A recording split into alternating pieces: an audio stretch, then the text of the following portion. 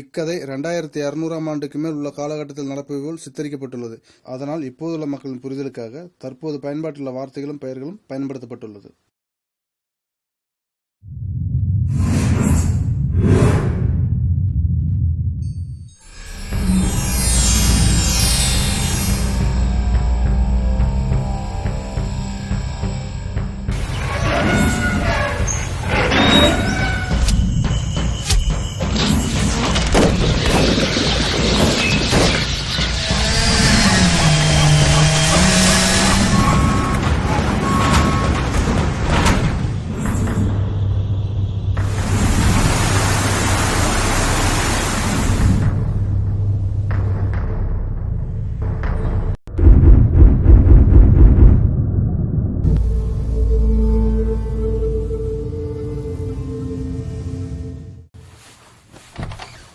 பக்கத்துல இருக்கிற மெடிக்கல்ல போய் டிஃபன் வாங்கிட்டு வாங்கனா இவ்வளவு நேரமா? ஏய், அவன் உசுறு போச்சு வந்தது பெருசா போச்சு, நீ வேற. ஐயோ, என்ன ஆச்சுங்க? டிஃபன் வாங்கிட்டு வரப்ப திடீர்னு மூச்சு விட முடியாம அப்படியே நின்னுட்டேன். சுத்தி முத்தியும் பார்த்தனா என்னையும் மீறே நிறைய பேர் அங்கங்க உட்காந்துகிட்டு இருந்தாங்க. கொஞ்சம் பேர் அப்படியே கீழே விழுந்துட்டாங்க. என்னாச்சுன்னு விசாரிச்சா நம்ம ஆக்சிஜன் ப்ரொடக்ஷன் பிளான்ட்ல ஏதோ சின்ன ப்ராப்ளமா. சரியானதுக்கு அப்புறம் தான் வந்தேன். உங்க கோபத்துக்கு காரணம் எல்லாம் இவங்களாலதான். நம்ம தாத்தன் பாட்டன் முப்பாட்டனுங்களும் அவங்களோட சேர்ந்த வாழ்ந்தவங்க தான். நான் பெரிய பணக்காரனா நீ பெரிய பணக்காரனான்னு பந்தா பண்ணிக்கிறதுக்காக பூமி தாயவே கூறு போட்டு அழிச்சு நாசம் பண்ணி சம்பாரிச்சு வச்சுட்டு போயிட்டானுங்க. பணம் இருந்து என்ன பண்றது? வீட்டுக்கு அழகா 4 பொருள் வாங்க வைக்கலாம்னா அது கூட கிடைக்க மாட்டேங்குது. அதனால நான் என்ன நினைக்கிறேன்னா, இப்ப மரத்தை வெட்டினவன அதே மாதிரி வெட்டி கொன்னு மரண தண்டனை கொடுக்கறாங்கல்ல, இந்த சட்டத்தை 1950ல இருந்து 2050 வரைக்கும் வாழ்ந்த நம் முன்னோர்கள் ஒரு சிலருக்கு கொடுத்து கொண்டு இருந்தா கூட நமக்கு இந்த நிலைமை வந்திருக்காது.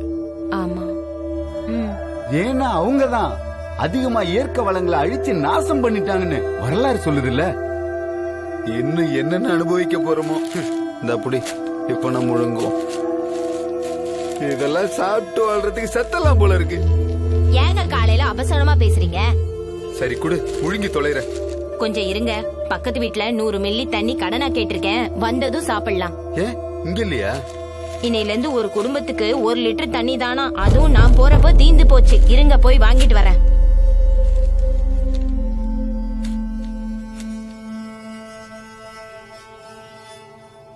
என்ன சிரிப்பு?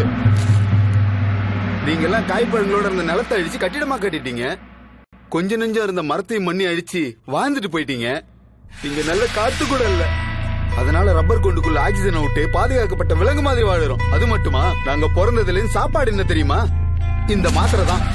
இதத்தான் சாப்பிட்டு சாப்பிட்டு வாழ்ந்துகிட்டு இருக்கோம். இந்த மாத்திரையை முழுங்குறதால பல வியாதிகள் வருது. அத போக்கவும் இந்த மாத்திரையை தான் சாப்பிடுறோம். இப்படி மாத்திரையா சாப்பிட்டு சாப்பிட்டு மண்டையில இருக்கிற மயிரெல்லாம் கொட்டி போச்சியா. எங்களுக்கு மட்டும் இல்ல, இங்க வாழுற எல்லாருக்கும் தான்.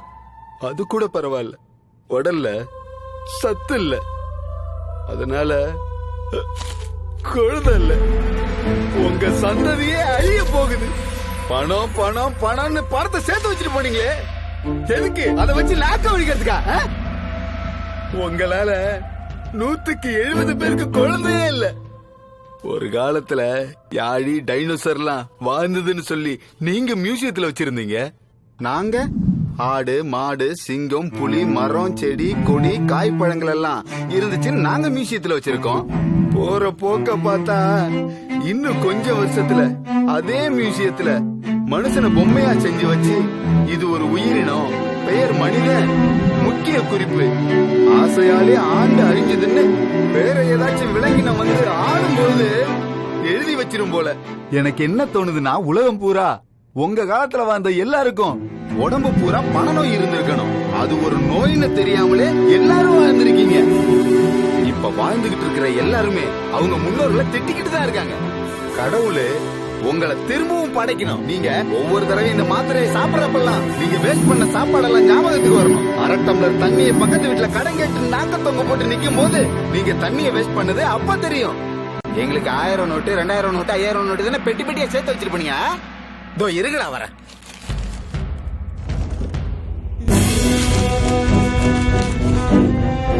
அதை விட உங்களுக்கு 1 லட்சம் ரூபா 2 லட்சம் ரூபா 10 லட்சம் ரூபா நோட்டுக்கெல்லாம் வண்டி வண்டியா கொடுக்குறோம்.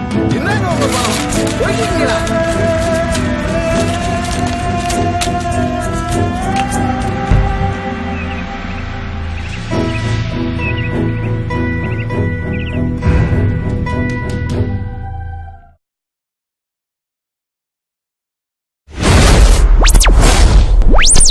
இது போல நல்ல வீடியோக்களை பாக்குறதுக்கு ட்ரீம் பூஸ்டர் சேனலை சப்ஸ்கிரைப் பண்ணிட்டு பெல்ல டச் பண்ணுங்க.